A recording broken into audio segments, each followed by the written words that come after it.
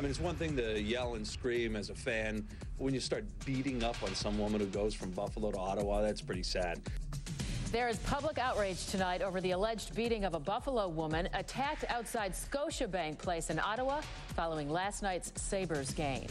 Good evening, everybody. There is no love lost between the Sabres and Senators. We all know that. But the franchise feud turned ugly between rival fans in Ottawa. Now, some of the people here in Buffalo are sounding off over what happened the other night. 7 News reporter Steve Barber is live at the HSBC Arena now with more. Steve?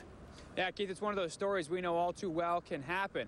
A sports rivalry, rabid fans, alcohol, all that leads to a fight, this time in Ottawa, and it's a Buffalo woman that got hurt.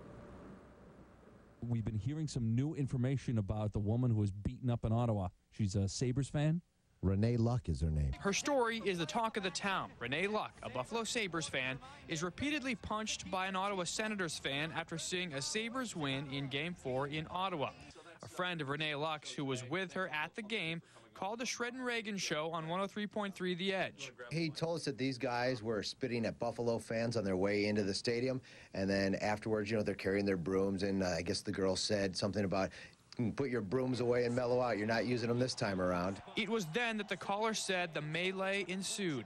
Two kids started tugging and pushing them, and then one guy threw 4 or 5 punches at Renee. On the left-hand side of her face, she's got like 2 big goose eggs on her forehead and wow, 2 big abrasions on her face. Here, you know what? Actually very polite, to be honest. It is in sharp contrast to the way Senators fans told us they were treated after the Senators' overtime win in Game 2 here in Buffalo. Coming decked out like this, we thought we'd have a little bit worse, but they've been actually pretty nice to us, other than those guys. The caller told Shred and Ragan Renee was defended by friends. I kind of bounced one of their head off one of the rails. They also held down the 2 young men until police arrived. Shred and Ragan have contacted the Sabres in hopes of rewarding a Sabres fan who went to Ottawa and did more than take one for the team.